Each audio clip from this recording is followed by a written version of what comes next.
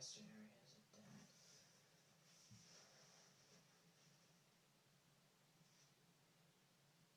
Hello YouTube, this is Sanzay from St. Sarahsoft, and I haven't made a video in a while, but here it goes. This is my review of the VFC SCAR-H SSR.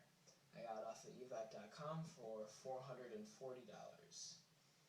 And just on a side note, I have a couple things attached to this: aim sports, scope, silverback, bipod that is also a foregrip, and you just press a couple buttons, it slings out. It's really cool. You should check it out. Also on eVike, UTG light, and a zombie killer mock suppressor. So I'm actually kind of disappointed in this gun for a couple reasons, and I will explain them to you as I go through it. I think I don't know, it's got a lot of problems, but I don't know if they're all like that. So to start off in the back, you access the battery by pushing out. There's a little pin right there. You just push it out. It's really hard to miss. Just push it out, and then in the back right here, you can see all your batteries, your wires. It will fit up to a 9.6 volt battery. You cannot fit an 11.1 small type light poly battery. It's literally just millimeters too big for it, and I'm really not going to force it because that seems kind of stupid. And so, even a 9.6 is pretty tight, but you know, it already has a pretty good rate of fire as is. You don't really need you don't really need much more voltage for your gun for it to still be able to shoot well. It has 6-position retractable stock. Cheek riser also has 3 positions, down, middle, and up, and the stock also folds. And what's really nice about this one is, compared to say the Echo 1 SCAR, for example, is there are no wires. They had it go, the current goes right through the hinges, so you don't have to deal with wires getting caught and you closing the thing on the wires and cutting them and all that jazz. Because on my Echo 1 SCAR, I did that a couple times. So, anyways, there. On this side right here, you have 2 sling mounts. There's also one on the other side. There's pretty much sling mounts everywhere. I mean, if you can't mount it somewhere, you got issues. The charging handle is right there. It works. It locks back, and to release it, press that right there. Now, it does, after I've used it for a little while, it does get kind of weak. Like, I can just, sometimes it locks, sometimes it doesn't, but you know, all just depends on what it's feeling. Sometimes it will lock out, others it'll just swing right back forwards. Your fire selector is semi-safe and full, just like any other gun. The grip is slightly discolored from the rest of the gun, but it's not really a big deal. It looks pretty cool, just as it is. I wouldn't worry about it. The mag release is ambidextrous, just like on all SCARs, and it takes not the M4 mags. It takes the larger SCAR heavy mags. What is that? It's like 7.62. I don't know. Anyways, it's not the M4 mags. They're not compatible. The Echo 1 SCAR-H mags are compatible with this, although they make a really tight fit. So once you just remove the mag a couple times, the paint kind of wears down, and then it slides in and out just fine.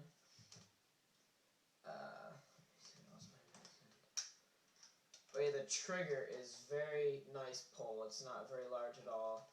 I like it a lot. I have no problems with it.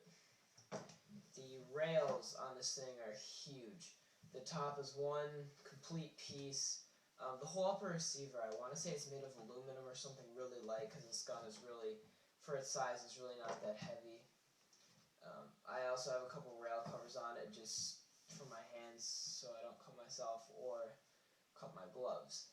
One thing that I really like that they included right here was they actually give you a tool to adjust the screws. Actually, most of the screws on the gun.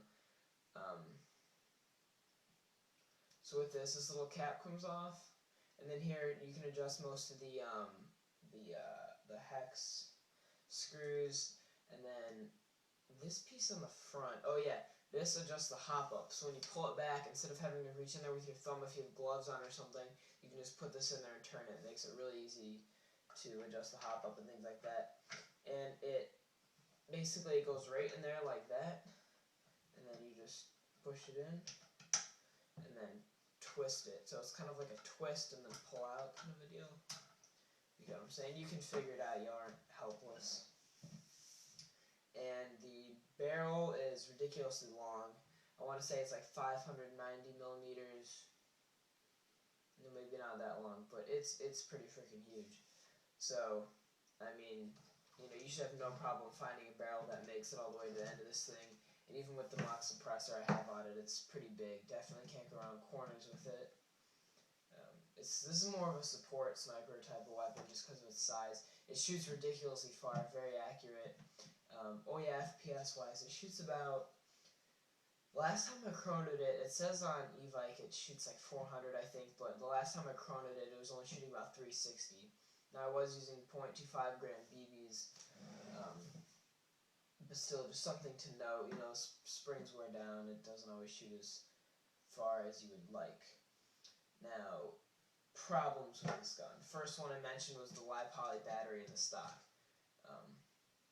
You know, that doesn't, you know, again, it's not that big of a deal, but it's just kind of something, it's like, wow, you guys, you know, you could have made it just a little bit bigger to fit that.